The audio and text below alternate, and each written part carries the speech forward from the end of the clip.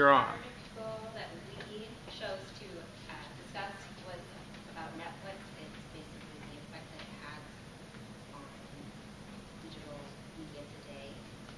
And the first question was what made the article interesting. It is definitely a streaming company that has taken the world by storm. There are other companies that are following in its footsteps and trying to provide the exclusive content that Netflix does to consumers around the world.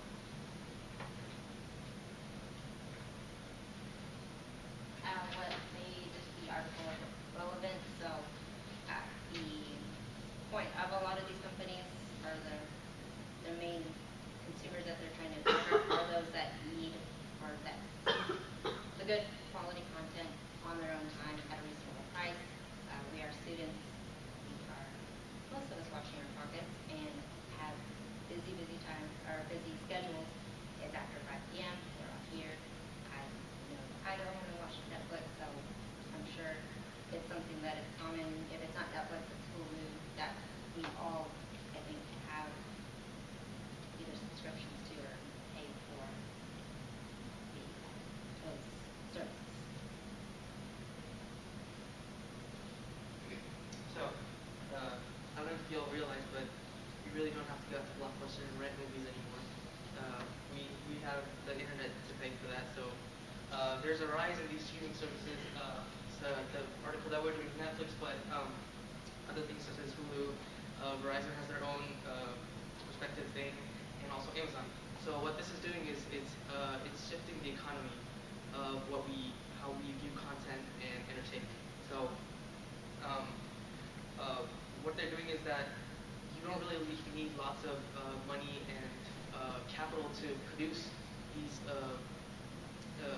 content now. You don't really have to go to a big film crew and like put so much money to doing it and then put it out to CDs and stuff. Now it's all online, and these streaming services are taking advantage of that. So they're putting out more and more content each and every day. And due to this, people now are shifting from watching TV to using streaming services. I don't know about y'all, but I don't have cable at home. I rely on Netflix and Hulu and stuff like that. So this is how we see the shift in the economy. So the thing is, there are quite a few competitors out there today. So and they all can't be producing the same content. So what they do is they use contracts. So many of you have seen Netflix produces things called original films, in which they make deals with third-party producers and filmmakers, and they have content that's only produced for that service. So we're tended to go buy that service like Netflix and then view those things. And an interesting thing in streaming is that there are two different types of models, which is you can see as YouTube and Netflix. So YouTube is free; you don't really have to pay anything for it. Versus Netflix, you pay a monthly subscription. So that was just a general view of the different types of things, streaming services that have come up. Okay, so what was taken from the article is basically that technology has a big impact, and it allowed companies to have a shot at success. Like most small companies were able to create something like Amazon. When it first started, it was like, oh, okay, now it's a big deal. Like you can get everything from Amazon. Another thing is also innovation. It created a level playing field. Like he said, basically small companies now are creating this like new Netflix documentaries or movies that are only in Netflix. For example, they don't have to pay millions of dollars just to create a movie with them instead of using Fox or Paramount that cost millions of dollars. Alright, so how to apply this article to your education and career? Main thing we have to do now is distinguish ourselves from the competition. For education, our bachelor's degree is important, but having a master's now is the cutting edge. Like a lot of universities are online, so most people are actually able to get a degree. So having a master's is something now more important. For businesses, for example, like I think it was the first presentation that mentioned that the baby boomers are retiring. So you gotta make sure that you highlight your strengths.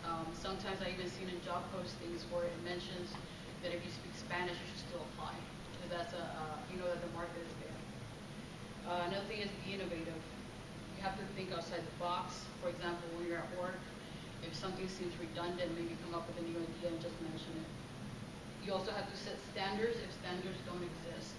Apple is another good example of that. When the Apple iPhone came out, people were weird about it. Then they came out with the iPod. Now they have the watch.